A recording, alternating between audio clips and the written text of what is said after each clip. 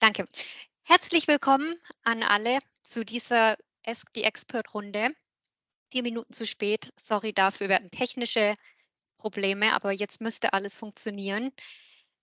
Und ja, wie gesagt, Ask the Expert im Juli und unser heutiger Gast, unser heutiger Experte ist Markus. Und für alle, die Markus noch nie gesehen haben, erlebt haben in einem vorigen Webinar oder irgendwo anders, Markus ist Co-Founder und CEO von Access4.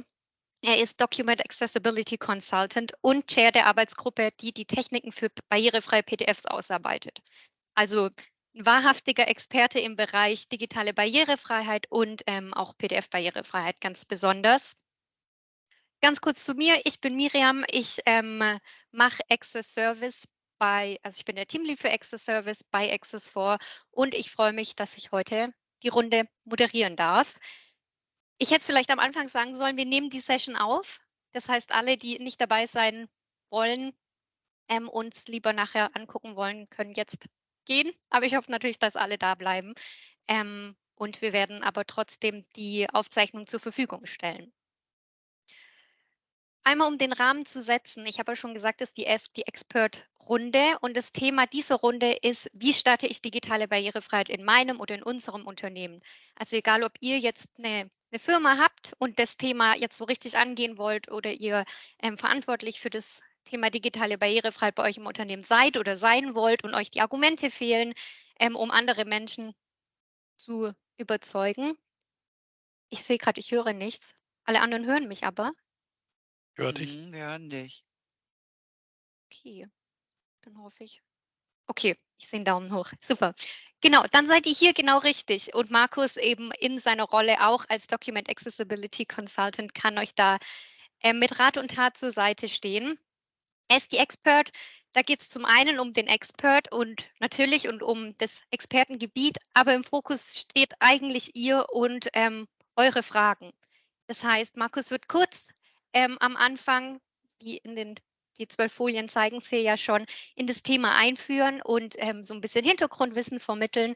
Aber dann, wollen wir uns voll und ganz auf eure Fragen fokussieren, die ihr wirklich auch schon von Anfang an in dem Chat stellen könnt.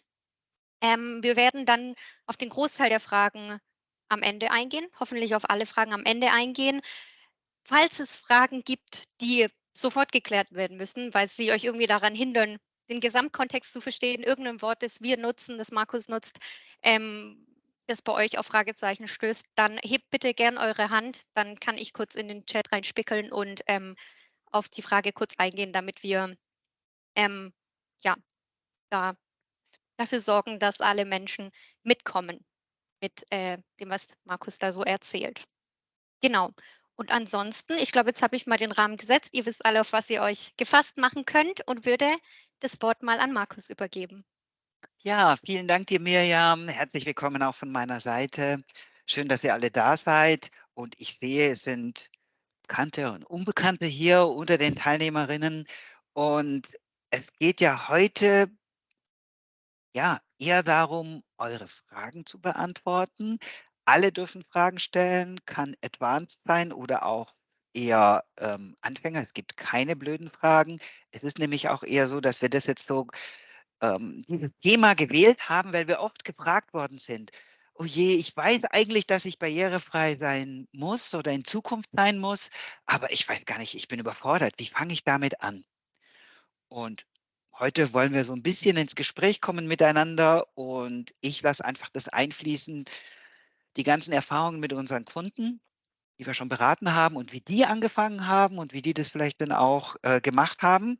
Aber ich habe nur ein paar wenige Folien vorbereitet, so als Kick-off, um uns auf ein gemeinsames Level zu bringen.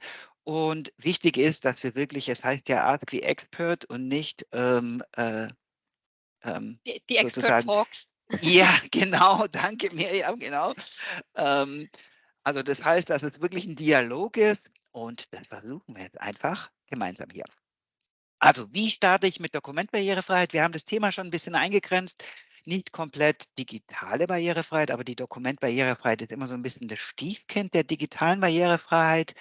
Es wird gerne vergessen und dabei ist ja ganz viel, der Dokumente oder der Inhalte liegt in Form von Dokumenten vor. heißt Rechnungen, Gebrauchsanweisungen, Berichte, Studien, das ganze Marketingmaterial. Ganz viele dieser Inhalte sind einfach in Form von Dokumenten und da müssen wir uns natürlich auch drum kümmern. Und ich werde euch ein bisschen abholen mit dem gesetzlichen Hintergrund, müssen wir ganz kurz darauf eingehen. Also was ist denn eigentlich unsere Ausgangslage? Natürlich das Gesetz, das ist klar, es gibt da Vorschriften und das Barrierefreiheitsstärkungsgesetz, ich werde es ganz kurz erwähnen. Ihr Markus, müsst darf euch, ich ganz kurz ja, unterbrechen? Du bist nämlich bei mir gerade noch auf Folie 1. Wenn ihr unten auf Live zum Referenten synchronisieren klickt, dann seid ihr immer auf der gleichen Folie wie Markus.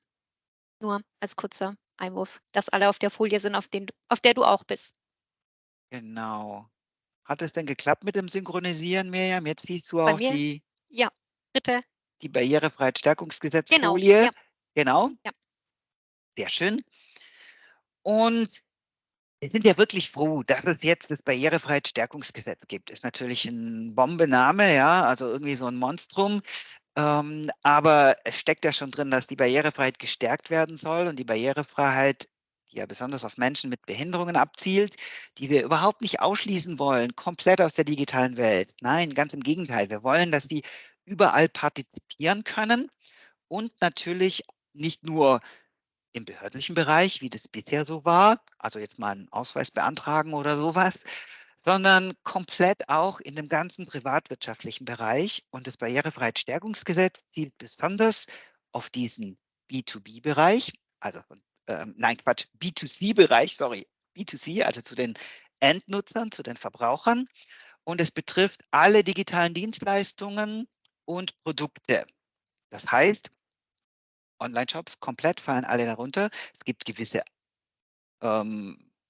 Limitierungen, beispielsweise unter 2 Millionen Jahresumsatz, wobei, wenn Kleinstunternehmer Produkte vertreiben, dann gilt das Barrierefreiheitsstärkungsgesetz trotzdem. Deswegen, man muss es genau lesen.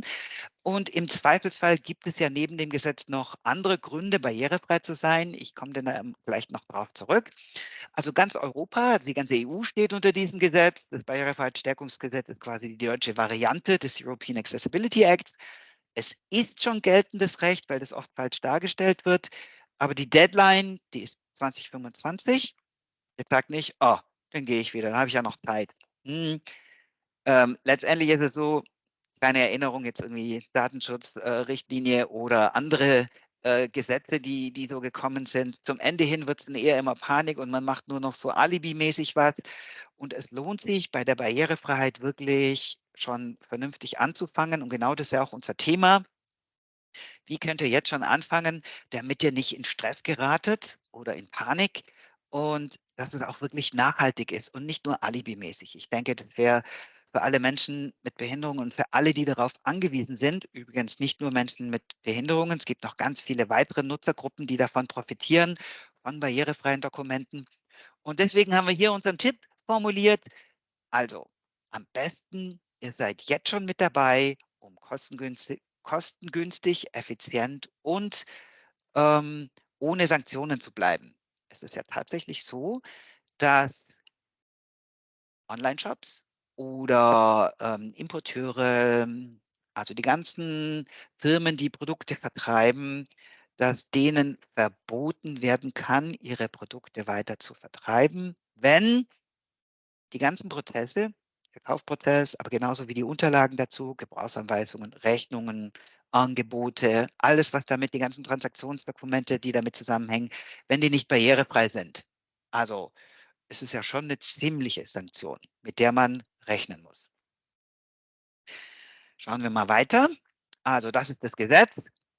Ich erwähne das immer, ich mag es nicht so gerne, immer mit der Gesetzeskeule zu drohen, aber unter uns, es funktioniert natürlich immer. Also klar, Gesetz, deswegen, ja, man muss es erwähnen und zumal ja die Sanktionen auch schon massiv sind. Es gibt aber noch weitere Vorteile. Die sind uns eigentlich viel sympathischer. Oder Mirjam, das kommt uns doch immer eher entgegen. Mit denen argumentieren wir viel lieber. Es gibt ja viele soziale und wirtschaftliche Vorteile von gelebter Inklusion und da gehört digitale Barrierefreiheit natürlich auch dazu. Und grundsätzlich kann man sagen, dass Inklusion, also im Dreiklang, jetzt mit Diversity und Equality, auch gut fürs Geschäft ist. Das macht natürlich sichtbar und wahrnehmbar, dass ihr eure soziale Verantwortung ernst nehmt, niemanden ausschließen wollt. Das heißt, es verhindert die Ausgrenzung bestimmter Nutzerinnengruppen und es führt natürlich im Umkehrschluss auch zu einer höheren Reichweite bei den Zielgruppen. So ein Nebeneffekt ist auch noch, dass einfach besseres Ranking bei Suchmaschinen, ich glaube, das hat sich inzwischen rumgesprochen. Es erhöht die Außenwirkung und was auch ganz wichtig ist, es steigert die Attraktivität beim Recruiting. Also das haben wir auch schon gemerkt. Also wenn wir Leute suchen, ist es natürlich immer zum einen natürlich dieses Arbeitsfeld, digitale Barrierefreiheit, aber wir versuchen natürlich auch unsere ganzen internen Prozesse und Kommunikation so zu gestalten, dass sie auch wirklich barrierefrei sind. Und wir bekommen gute Leute und auch unter Menschen mit Behinderungen ist es genauso. Also nur weil jemand Einschränkungen jetzt des Sehsinnes hat, heißt das nicht, dass er ein super guter KI-Entwickler sein kann. Übrigens, ich kenne da ganz viele, wo genau das zutrifft.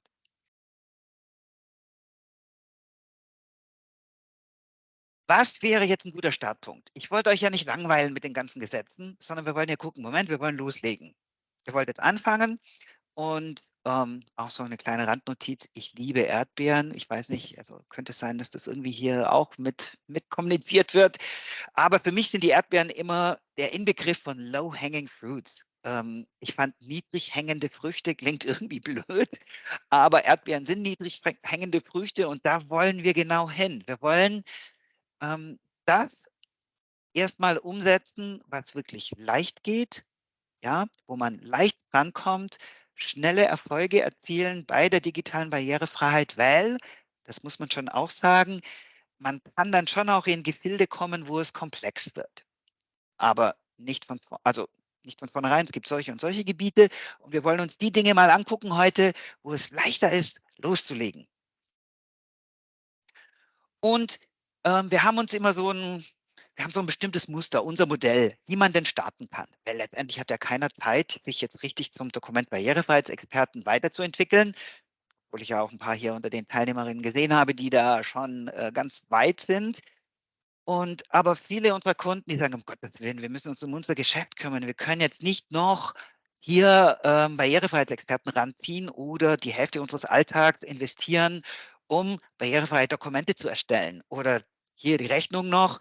Die Rechnung, die muss raus. Wir wollen ja das Geld bekommen und nicht jetzt noch 2 Stunden dran feilen, damit die Rechnung jetzt auch noch barrierefrei ist. Das ist nicht das Modell der Zukunft. Das heißt, wir müssen gucken, dass wir es möglichst in die alltäglichen Workflows integrieren. Das ist der Schlüssel für die nachhaltige Umsetzung. Und da haben wir so ein kleines Modell, was vielleicht euch helfen kann. So ein kleines Raster. Das erste ist wirklich zu gucken, Moment, mit was für Dokumenten haben wir denn zu tun? Was sind die Quellformate? In welchen arbeiten wir?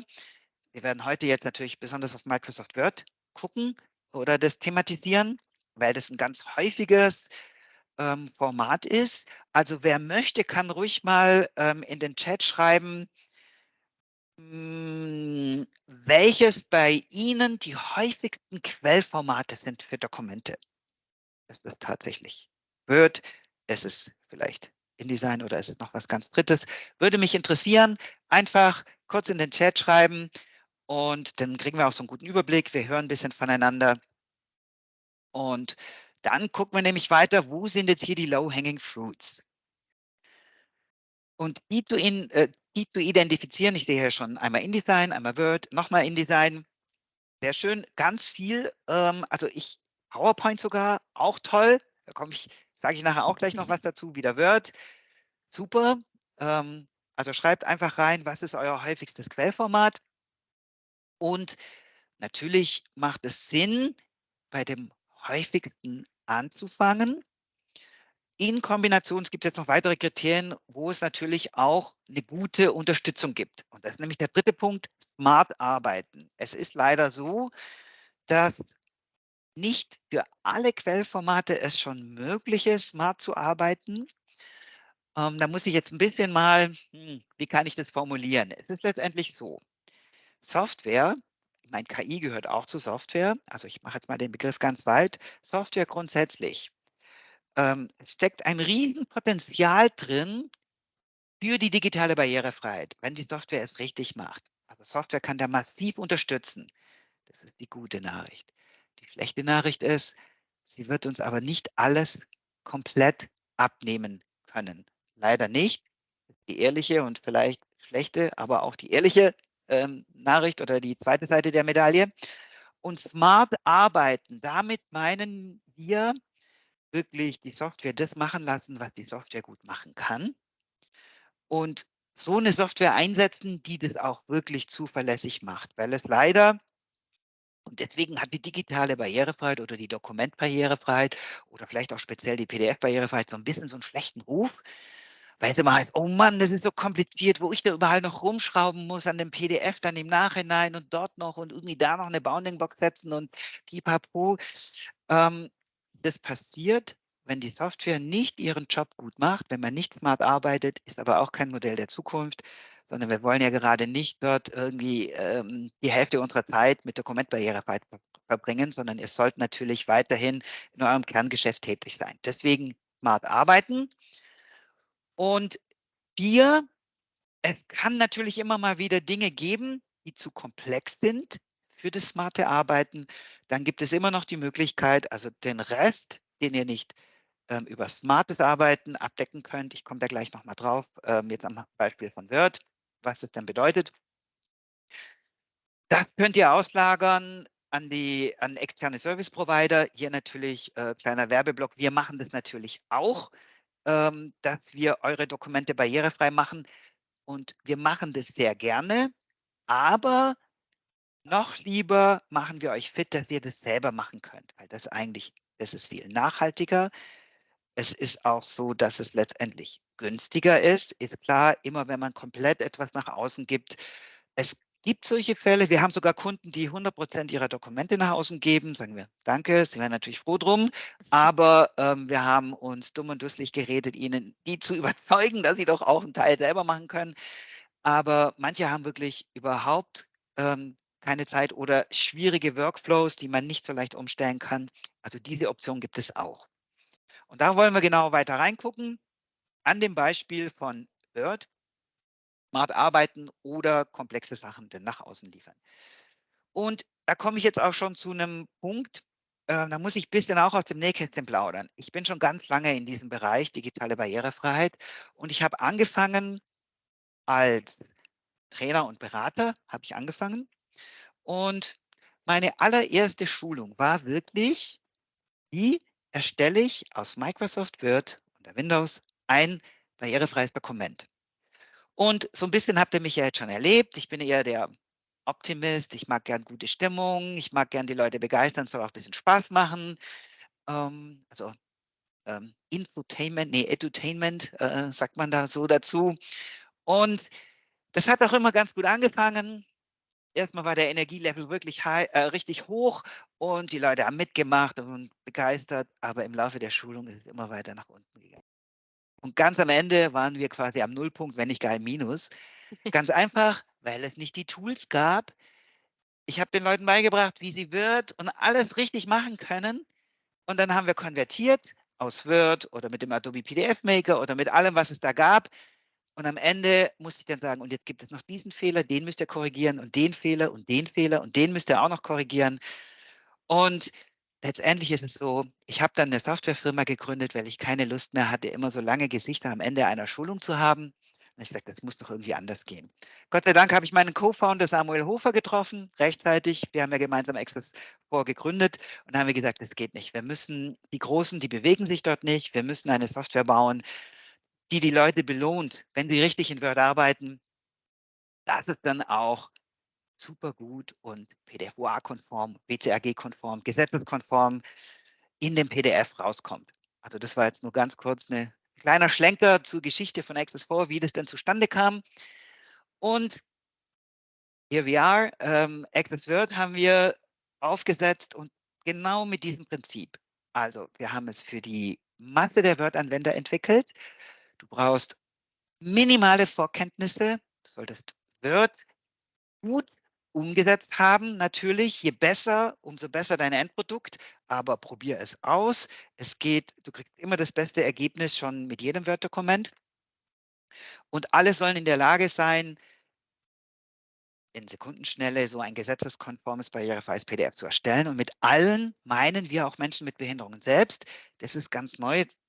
Gib's zu, wir hatten es nicht von Anfang an so gemacht. Wir hatten schon von Anfang an die Grundlage gelegt, aber richtig von der Usability war es noch nicht so weit. Das ist jetzt der neueste Release, ist auch zertifiziert, komplett barrierefreies User Interface. Wir haben es getestet mit blinden, sehbehinderten Nutzerinnen. Also mit Access Word können auch Menschen mit Behinderungen PDF-OA-Dokumente erstellen. Und das ist wirklich eine coole Sache, weil es eigentlich der einzige Workflow ist, wo das so funktioniert. Markus, du hast jetzt zweimal PDF-UA erwähnt. Vielleicht einmal kurz abholen, was mit PDF-UA gemeint ist. Ja, genau. Sehr gute Frage. PDF-UA wird nicht offiziell referenziert. Meistens heißt es dann in diesen Standards im Barrierefreiheitsstärkungsgesetz oder in der BITV. Ja, das ist die barrierefreie Informationstechnikverordnung, die gibt es vom Bund für alle also für die Bundesregularien oder auf der Ebene der Länder. Und im Barrierefreiheitsstärkungsgesetz ist eine europäische Norm referenziert, die wiederum referenziert auf die WCAG, die Web Content Accessibility Guidelines. Und bei PDFs ist es so, PDFs ist ein sehr spezielles Format von den technischen Anforderungen her. Vieles passt von der WCAG auch für die PDFs, aber man hat schon vor Jahren gesehen, oh, für PDF ist nicht alles 1:1 so übertragbar und man hat einen Standard entwickelt, der die PDF-Spezifika, die für die Barrierefreiheit erforderlich sind, auf den Punkt bringt. Das ist PDF-UA, also ein ISO, DIN und ISO-Standard für barrierefreie PDFs. Und das ist immer ein Komplementärstandard. Das heißt, wird immer mit berücksichtigt. Man kann ihn sehr gut maschinell prüfen, also 2/3 der Anforderungen. Das ist auch schon mal eine Hilfe im Gegensatz zu WCAG zum Beispiel, wo man immer so sagt, zu 1/3 der Anforderungen. Und sowas hilft einfach, weil letztendlich ein wesentlicher Teil von barrierefreien Dokumenten ist ja wirklich, dass assistive Technologien und damit auch Software gut damit umgehen können. Und dann kommen noch die ganzen Usability-Faktoren für Menschen mit Behinderungen dazu.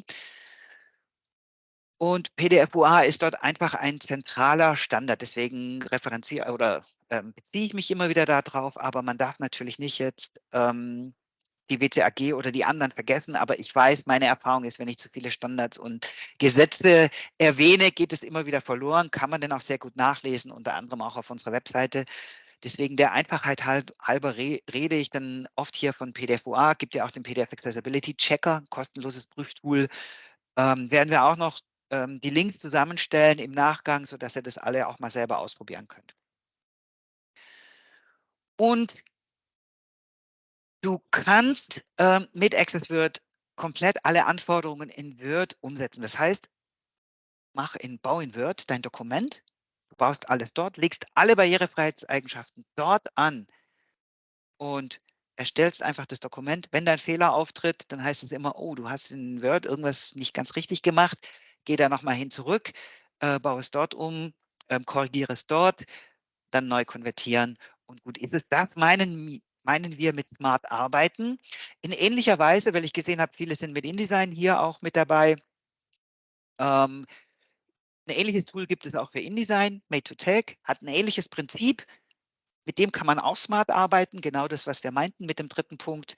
Also deswegen für die Leute, die mit InDesign unterwegs sind, könnte der Start ganz gut sein für das smart Arbeiten, dann die InDesign-Version oder diese für InDesign erstellte Smart Software einzusetzen. Und ich sehe hier schon, es gibt auch manche, die unter Mac arbeiten, wie jetzt hier mit Keynote ist erwähnt in den Chats. Leider ist es so, dass mit Mac die Mac-Unterstützung, also bei InDesign geht es natürlich, Made2Take gibt es auch für Mac, aber Access Word gibt es nur für Windows, weil die Word-Version von Mac eine komplett andere Architektur hat und da kann man leider noch nicht smart arbeiten. Gut, ja, wir sind immer noch auf Folie 7. Stimmt, hatte ich gerade einen Kommentar gekriegt. Also ihr macht nichts falsch, es ist immer noch synchronisiert. Wir springen mal zu den nächsten hier nur ganz kurz. Es wird natürlich eingesetzt hier jetzt, super Stimme, André Meixner, geschätzter Kollege, der die Digital Accessibility Abteilung dort bei der Deutschen Telekom MMS leitet. Er hat wir setzen das auch ein und sagt, hey, super effiziente Schnittstelle zwischen Word-Dokumenten und barrierefreie PDF-OA-Dokumenten. Und ihr bekommt auch noch die Folie natürlich auch zum Nachlesen. Oder ihr kennt ihn bestimmt von dem einen oder anderen Webinar mit Alexander, selber blind und Experte für Dokumentbarrierefreiheit beim Bayerischen Blinden- und Sehbehindertenbund. Er sagt zum Beispiel, ohne Access Word können und wollen wir uns den Workflow Word nach PDF gar nicht mehr vorstellen. Und das ist natürlich sowas, läuft natürlich runter bei uns und das teilen wir gerne mit. Das ist ja immer gut, wenn es auch wirklich dort bei den Leuten ankommt, für die wir das Ganze machen. Wir sind aber nicht die Einzigen, die das einsetzen bereits. Viele Behörden setzen Access Word bereits ein. Da gehört der Bundestag dazu, das Bundespresseamt, das Land Schleswig-Holstein, das Land Berlin, relativ neu dazu gekommen, der Schweizer Bund, Bayerisches Staatsministerium für Ernährung, Landwirtschaft und Forsten, die Technische Uni in Chemnitz oder Parlament Österreich. Ihr seht, ganz viele aus dem behördlichen Bereich machen das schon. Für die Behörden galt nämlich oder gilt diese Anforderung schon viel länger, die jetzt auch für die Privatwirtschaft übernommen wird. Und von denen kann man sich ja auch einiges abgucken. Jetzt ist es nur so, wenn ihr das nicht habt, hier nochmal der Hinweis, klar, Alternative für das Smart Arbeiten, ich hatte es schon in der Übersicht gesagt, wir übernehmen es für euch, also Access Service geht auch. Ihr schickt ein Dokument, das PDF, wir machen es barrierefrei, es geht wieder zurück und dann habt ihr gar nichts damit zu tun. Und wir haben gedacht, naja, am besten, ihr probiert es dann selber mal aus. Jetzt mit dem Access Word, da werden wir nachher am Ende jetzt nochmal drauf kommen, wie wir da weitermachen.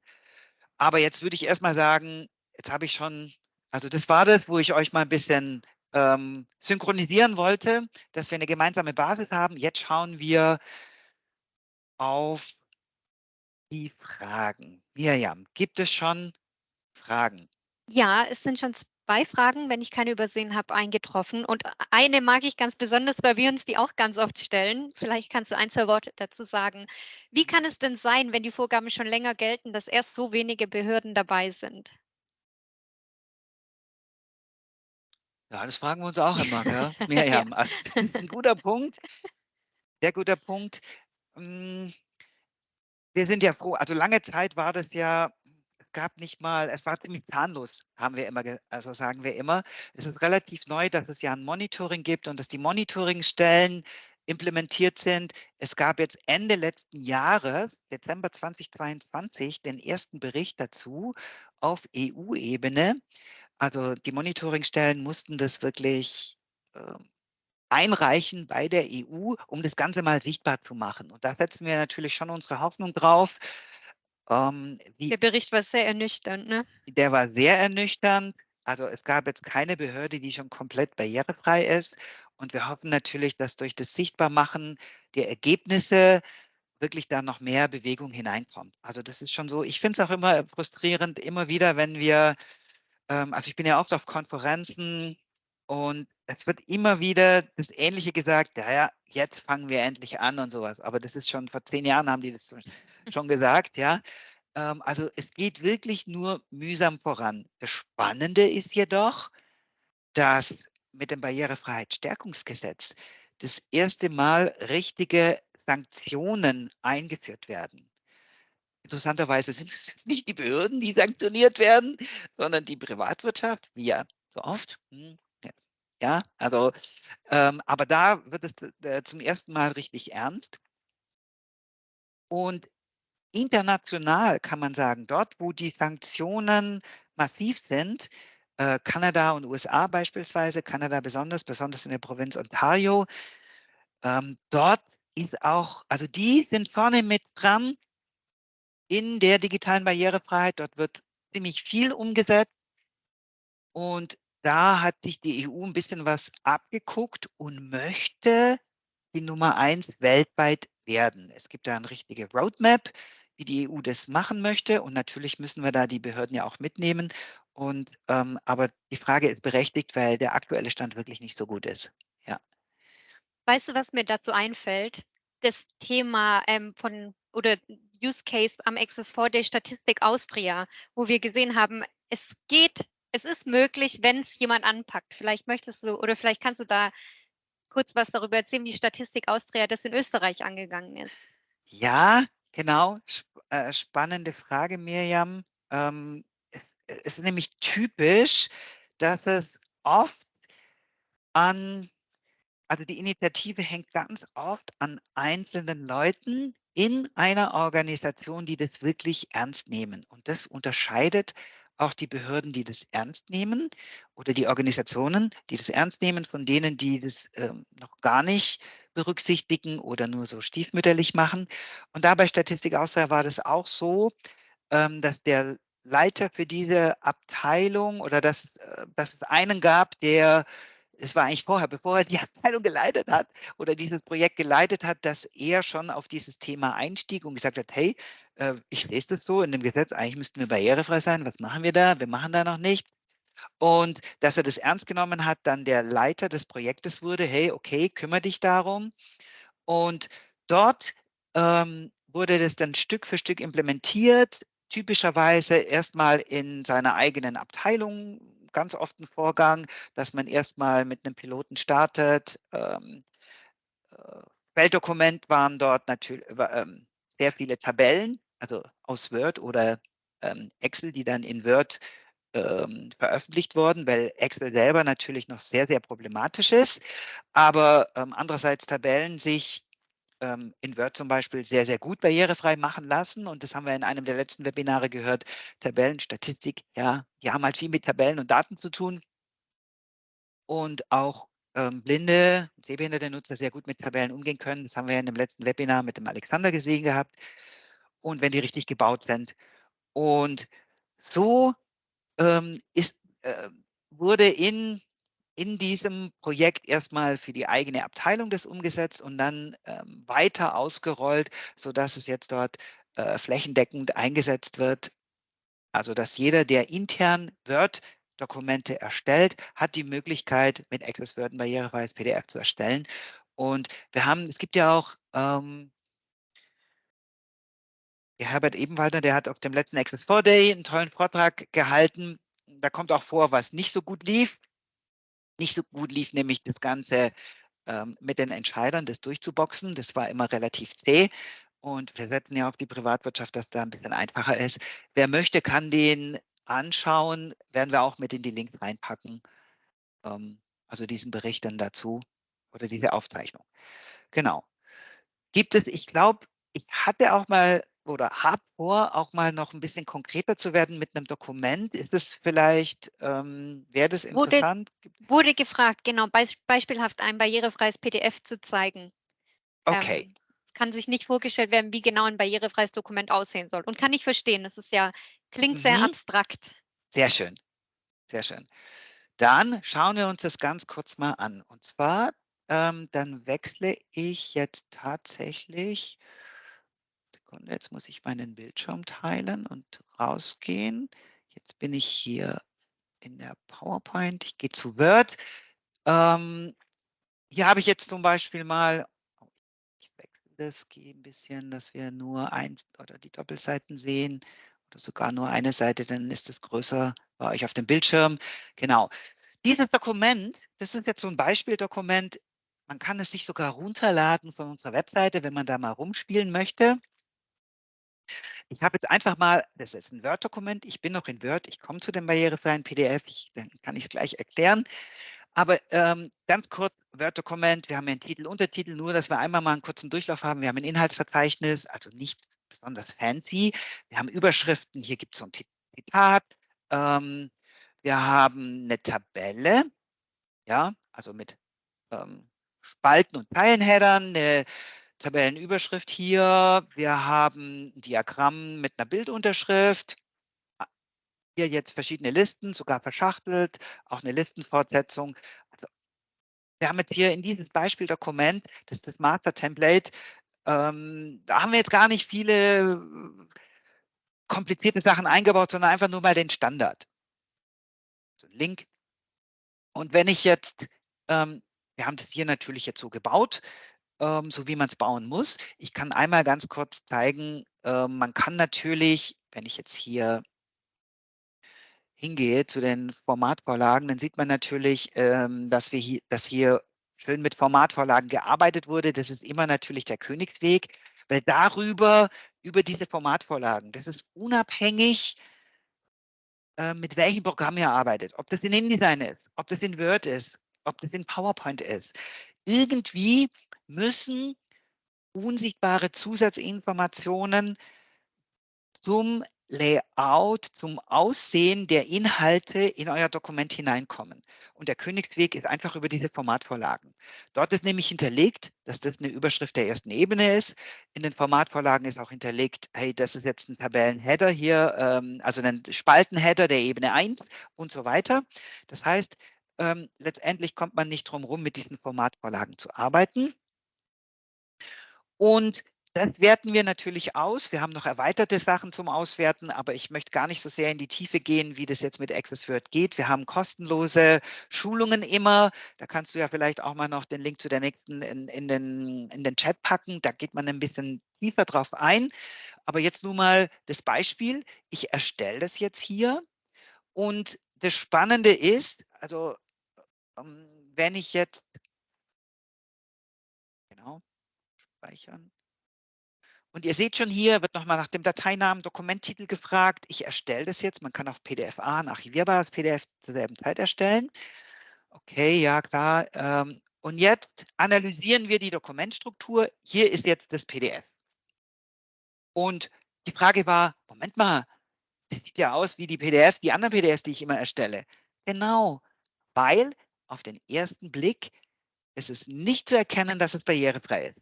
Hat Vor- und Nachteile. Der Nachteil ist natürlich, dass man nicht immer Spreu vom Weizen unterscheiden kann. Man könnte jetzt sagen, okay, hier die Lesezeichen sind schon mal geöffnet. Das hat nicht jedes PDF. Und jetzt ist es so, dass in diesem Dokument, das, was ich vorhin erklärt habe, also und dafür hole ich kurz ein anderes Tool dazu. Das ist der PDF Accessibility Checker, ein kostenloses Tool, das man sich runterladen kann. Den Link schicken wir auch mit, ist weltweit das Tool Nummer 1 zum Prüfen der PDF-Barrierefreiheit. Und jetzt gehe ich ganz kurz mal hier rein, dort wo ich das Dokument erstellt habe. Jetzt muss ich kurz heute ist der 5.7.1541, da ist das PDF, das ziehe ich hier drauf. Und jetzt prüft er das. Und das ist schon mal das erste Ziel, dass ich lauter grüne Haken hier in diesem Pack habe. Das sind aber nur die maschinellen Checks. Und jetzt schauen wir uns einmal dieses Dokument in der Screenreader-Vorschau an. Das ist nämlich etwas, das visualisiert wie ein Dokument für einen Blinden, der einen Screenreader benutzen würde. Das ist so ein Vorlesegerät, haben wir auch schon Webinare gemacht, auch mit Alexander kann man sich reinhören, wie klingen barrierefreie PDF-Dokumente bei uns in der Video-Section auf der Access4-Webseite. Und dann seht ihr hier schön bunt hervorgehoben die ganzen Inhalte dieses Dokumentes. Und das sind nämlich, was hier farbig hervorgehoben ist, das kann die Screenreader-Vorschau nur hervorheben, weil diese Zusatzinformation da ist, die unsere Software auf Basis der Formatvorlagen mit in das Dokument genommen hat. Und hier sieht man zum Beispiel auch schön verschachtelt diese ganzen Listen. Und ich zeige das noch einmal kurz hier auch in diesem Dokument. Es ist nämlich so, dass es immer unsichtbar eine Strukturebene gibt, die eingezogen wird. Jetzt wird vielleicht sehr technisch, aber nur damit man das gut versteht. Man hat die Dokumentansicht, die sieht genauso aus wie jedes PDF. Und dann gibt es aber die Strukturebene. Und ein Kollege von mir, der sagt immer, die Strukturebene, die ist eigentlich gar nicht dafür da, dass Menschen die angucken, sondern die ist eigentlich nur für die Software da. Genau sowas wie, um die Screenreader-Vorschau gut anzuzeigen, um das Dokument gut vorlesen zu können. Und wenn ich da jetzt draufklicke, dann seht ihr nämlich, dass hier die ganzen Elemente, hier zum Beispiel die H2 ist quasi das Label oder im Fachbegriff sagt man der Tag, die Kennzeichnung für diese Überschrift. Und jetzt kann ein Screenreader vorlesen, also hier den Text dieser Überschrift mit der Zusatzinformation Überschrift der Ebene 2. Das Tolle ist noch, dass die einzelnen Elemente, die ihr hier links dran seht, alle navigierbar sind, anspringbar. Das heißt, ein Screenreader-Nutzer kann direkt in diesem Dokument navigieren. Er kann hinspringen, er findet so die Sachen, die Stellen, die er sucht, die Informationen, die er sucht, viel schneller. Hat auch Alexander in dem Webinar gezeigt. Wir lesen quer, also wir scrollen hier durch und lesen quer und ein Screenreader-Nutzer zum Beispiel würde quer hören sozusagen, ja, und er kann dann zum Beispiel von Überschrift zu Überschrift springen oder zu dem nächsten Bild und zu der nächsten Liste. Und das geht nur, wenn diese Zusatzinformationen vorhanden sind. Das heißt, was müssen wir uns merken? Man sieht eine PDF gar nicht an oder ein barrierefreies Dokument, dass es barrierefrei ist. Es hat nämlich die unsichtbare Strukturebene, wo alle Inhalte gekennzeichnet sind. Und die wird ausgewertet und die muss natürlich verlässlich, zuverlässig und komplett sein. Das ist wichtig. Es bringt ja nichts, wenn dort nur die Hälfte der Inhalte abgebildet ist oder wenn dort Dinge falsch gekennzeichnet sind, dann haben wir keinen gleichwertigen Zugang. Ich hoffe, das ist jetzt so ein bisschen klar geworden darüber. Weitere Fragen? Schließt an das, was du gerade erklärt hast. Was bedeutet barrierefreies Dokument? Ist ein barrierefreies Dokument nur für Sehbehinderte? Oder für welche anderen Personengruppen kann ein barrierefreies Dokument noch hilfreich sein? Auch sehr gute Frage. Der Aufhänger ist tatsächlich, dass es von Menschen, also der initiale Impuls sind wirklich die Menschen mit Behinderungen, Inklusion, aber diese Lösung, wie so oft bei Barrierefreiheitserfindungen, denkt nur mal an den Bus, der sich absenkt, Rolltreppe oder Rampe oder sonst was, auch für Eltern mit Kinderwagen, die sind dankbar dafür und so weiter. Also viele Barrierefreiheitserfindungen haben ihren Ursprung wirklich in der Inklusion. Also die kommen von den Anforderungen der Menschen mit Behinderungen und dann profitieren ganz viele andere noch davon. Übrigens, der Segway war auch so eine Erfindung im Rahmen von ihr kennt ja dieses Trendfahrzeug, wo man so oft, ja, auch ein Beispiel, das gerne genommen wird, eine Barrierefreiheitserfindung. Und hier ist es jetzt so, ich glaube, ich zeige das nochmal ganz kurz. Bildschirm. Jetzt müsstet ihr wieder hier diese Strukturebene sehen, weil diese Strukturebene, Dokumente, die diese Strukturebene haben, die sind natürlich komplett maschinenlesbar. Die sind komplett KI verarbeitbar. Man kann sich fast vorstellen, jedes Dokument ist wie eine kleine Datenbank und es profitieren natürlich Leute davon wie jeder von uns, wenn er mit einem Smartphone unterwegs ist, auf Kleinstbildschirmen. Man kann sich das anpassen. Es sind Zusammenfassungen erstellbar, KI, die strukturierte Zusammenfassungen aus diesen Dokumenten erstellen kann. Letztendlich der Kern ist, die Inhalte können an die unterschiedlichen Nutzungssituationen und Wahrnehmungsbedürfnisse angepasst werden. Ob das jetzt Menschen mit Behinderungen sind oder das spielt dann gar keine große Rolle mehr. Die benötigen das natürlich, aber davon profitieren tun ganz viele andere Nutzergruppen auch, bis hin zu jetzt zu diesem KI-Trend. Also, und man merkt jetzt auch schon die Nachfrage, das steigt, weil es einfach kodierte Inhalte sind, die vielfach verwendet werden können. Es gibt so einen Fachbegriff, der heißt Repurposing. Also Wiederverwertbarkeit, also nicht nur deine PET-Flasche, die dann irgendwie wiederverwertet wird oder sowas, oder deine Glasflasche, sondern auch Dokumentinhalte. Und das Gute ist, wenn die so kodiert sind, wie hier mit diesem Tagbaum, dann können die wiederverwertet werden.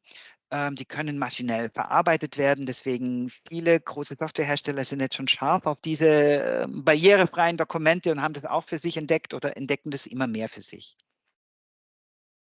Liane Hellmund hat hier noch was gesagt, was als Metapher für barrierefreie Dokumente dienen kann, aber natürlich immer stimmt. Junge sportliche Menschen mit einem Bänderriss freuen sich auch über barrierefreien Zugang.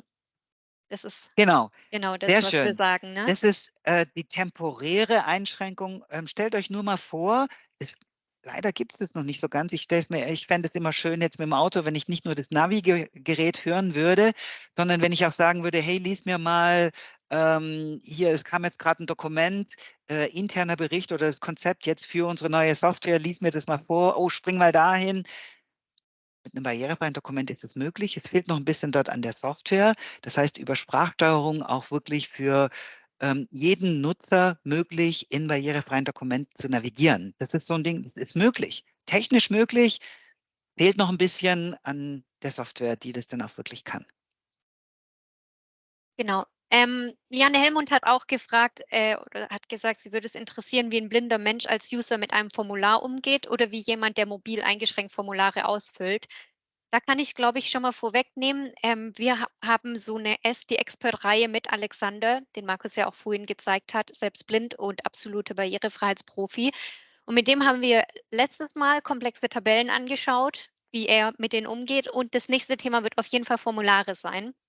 Bleibt da also auf jeden Fall dran bei uns in Social Media oder auf unserer Homepage. Da werden wir dann im Herbst wahrscheinlich die neue SD Expert Folge mit ihm aufnehmen, wo es vor allem um barrierefreie Formulare geht. Aber Markus, vielleicht kannst du ein, zwei Sachen schon mal so ein bisschen vorwegnehmen. Mhm. Also natürlich die Barrierefreiheit, das ist auch wichtig für die Formulare, ganz wichtig. Die sind nicht ganz so leicht barrierefrei zu machen wie jetzt Dokumente, weil dort natürlich, also wir sagen immer, also ein Formular ist fast wie ein bisschen wie ein Stück Software. Ist ja wie ein User Interface. Man muss damit interagieren und leider ist es so, dass dass die meisten Formulare, die wir dann bekommen und die wir dann optimieren, dass die noch nicht so durchdacht sind von der Usability, dass die noch nicht so logisch aufgebaut sind, dass sie sich ganz gut barrierefrei machen lassen, sondern dann müssten die erst nochmal umstrukturiert werden, ja, dass das dann auch wirklich geht. Technisch barrierefrei geht dann sehr gut, aber dass die richtig bequem zu bedienen sind, ist dann ein bisschen aufwendiger. Aber lässt sich natürlich komplett machen. Ähnlich wie das, was ich schon gesagt habe.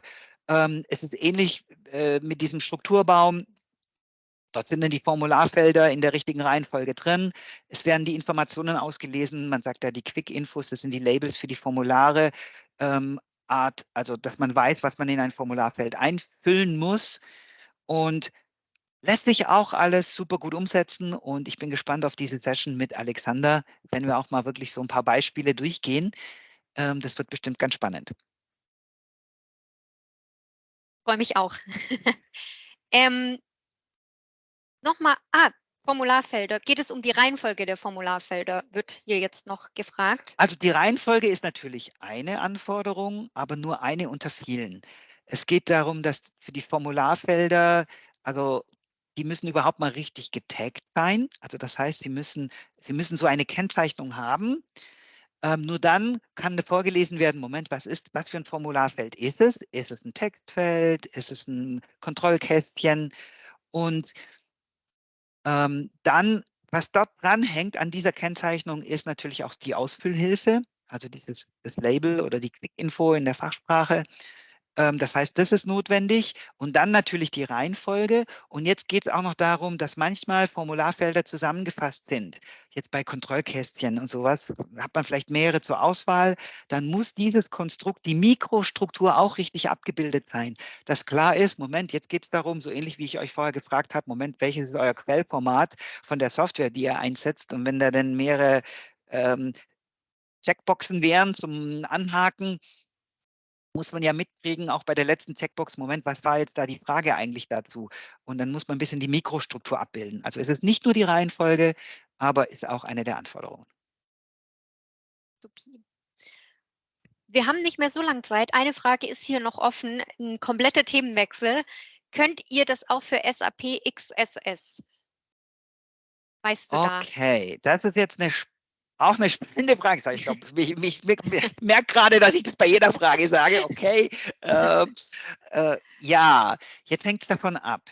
Was wir nicht können, ist jetzt quasi vor dem PDF dort einzugreifen. Das heißt, die Struktur des Formates, was vielleicht da ist, mitzunehmen, sondern was wir machen könnten, wäre, und es können ja ganz viele Anwendungen, dass die ein PDF erstellen, also wenn da jetzt eine Rechnung, ein Angebot oder sowas draus wird, dann können wir an diesem PDF angreifen, und wenn das da geht es jetzt besonders um Dokumente, also da gehe ich jetzt davon aus, dass es um solche Dokumente sich auch handelt dann, die ähnlich aussehen.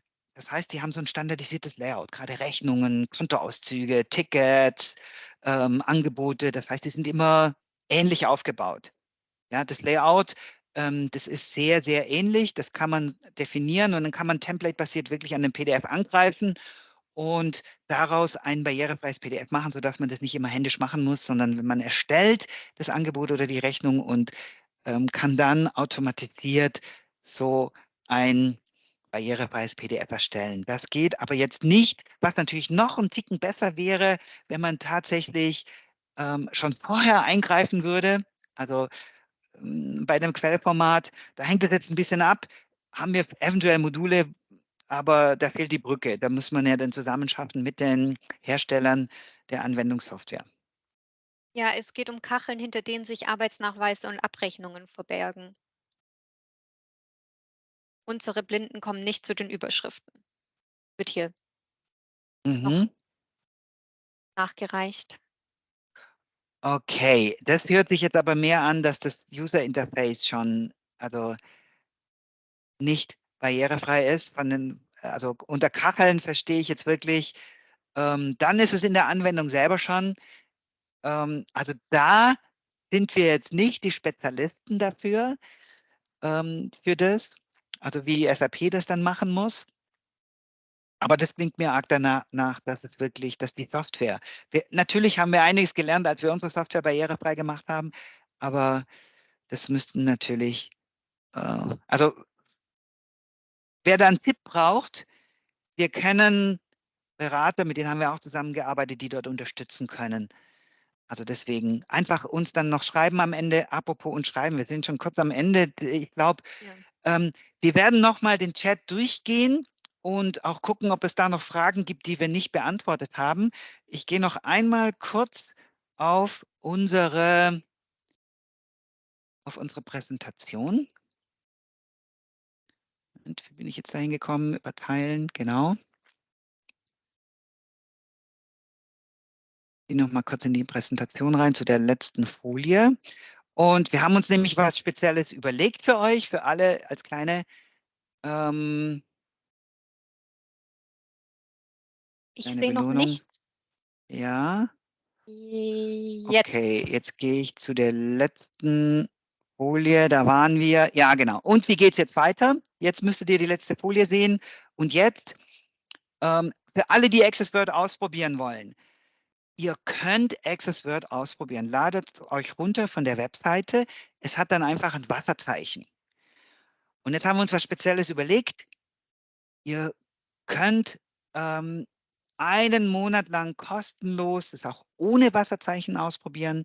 Schreibt uns eine E-Mail, schreibt uns hin, wie viele Nutzer. Also ich meine, sagen wir mal, ja, 5, 10 Nutzer ist jetzt gar kein Problem. Wenn ihr jetzt sagen würdet, oh, für 100, dann ist es ein bisschen, ja, okay. Aber schreibt hin, mit wie vielen Nutzern ihr das ausprobieren wollt.